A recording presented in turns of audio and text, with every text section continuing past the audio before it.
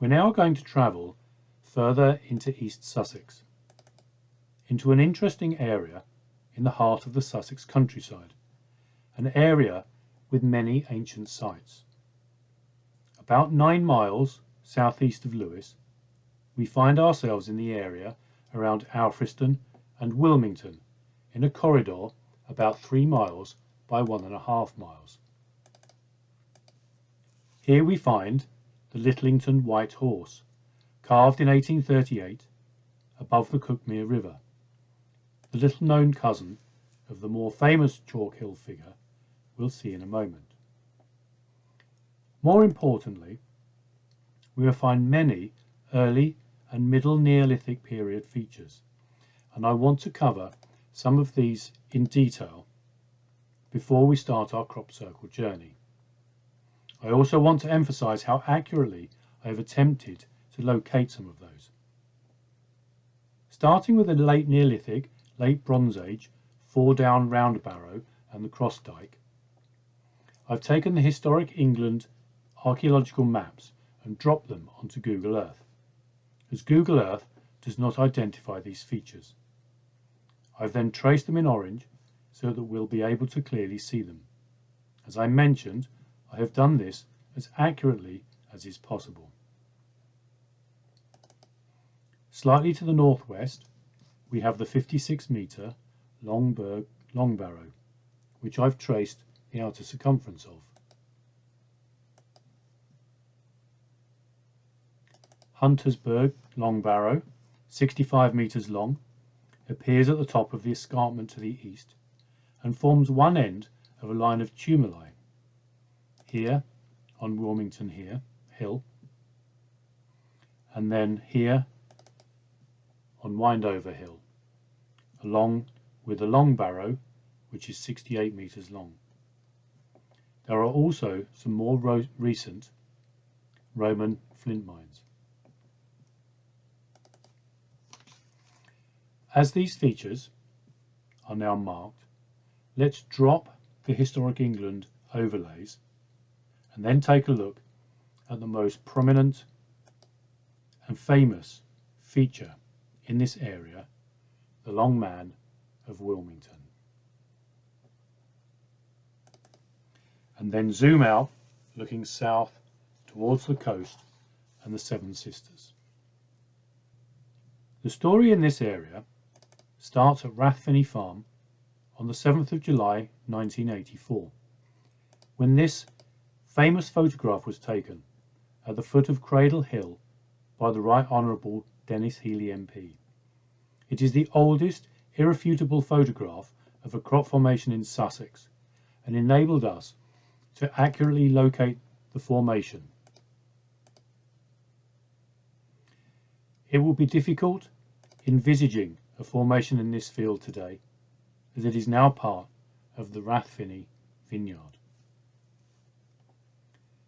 Moving forward a couple of years to 1986, we come across the first formation I ever read about, and which therefore started my 35-year odyssey to where I am today.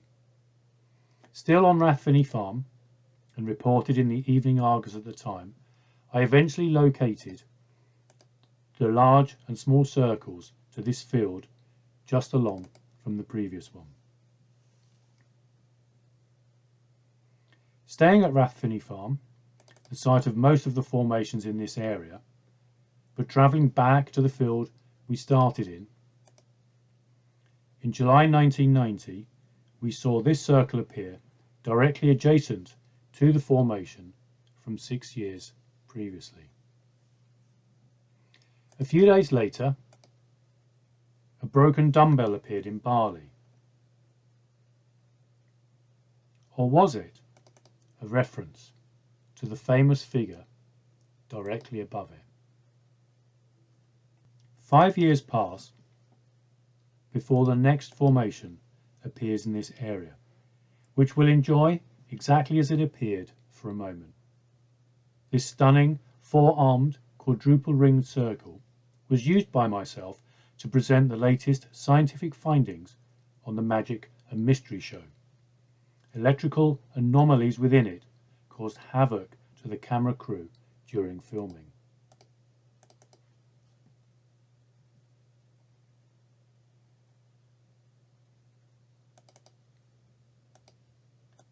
Two months later, this wonderful double-nested yin-yang symbol appeared at the foot of the Long Man.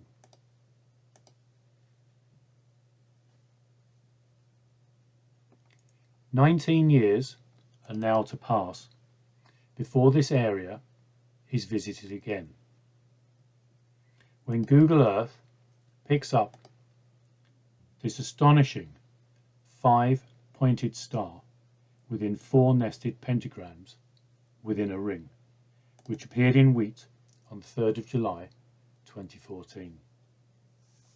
Not a lot looking northwards, but sweep around and lo and behold, the Long Man again.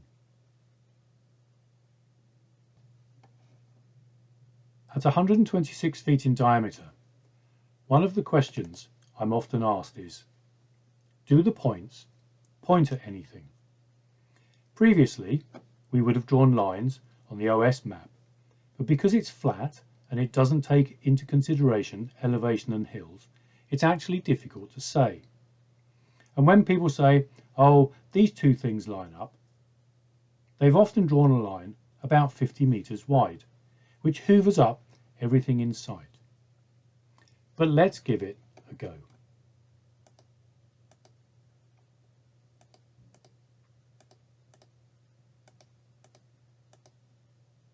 These blue lines are about 40 centimeters or 16 inches wide and have been drawn as accurately as I can, bearing in mind the formation is not 100% geometrically perfect, although it's damn close.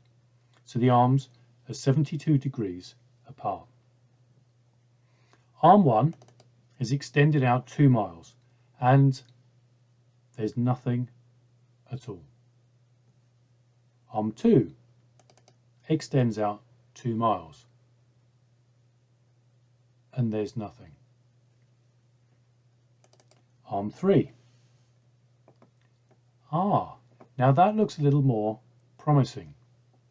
Let's zoom in on Hunter's Burr and we see that the arm just kisses the top of the Long Barrow, which is about 0.6 miles away.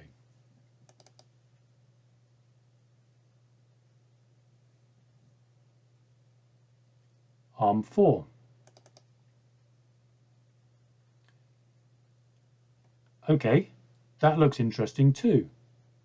Let's zoom in on 4 down at about 1.5 miles out, and it too just kisses the end of the cross dike.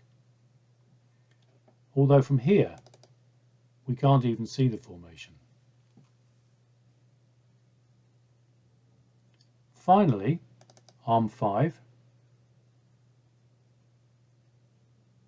Okay, that looks interesting again. Zooming in on Longberg, we find the arm again just kisses the end of the Long Barrow, some 2 miles out. And from here we can actually see the other 2 sites.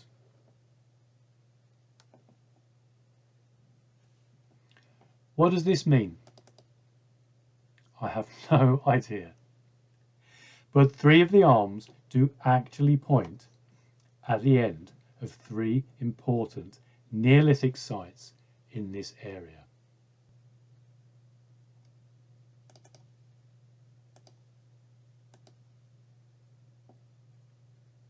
Six days after the pentagram, another formation appeared, which is again picked up by Google Earth. A ringed circle within a ring of 4 circles.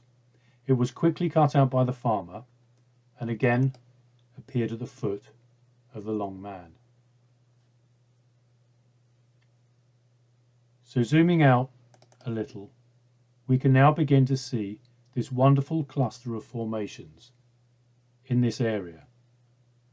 And if you were the Long Man you would see this to your left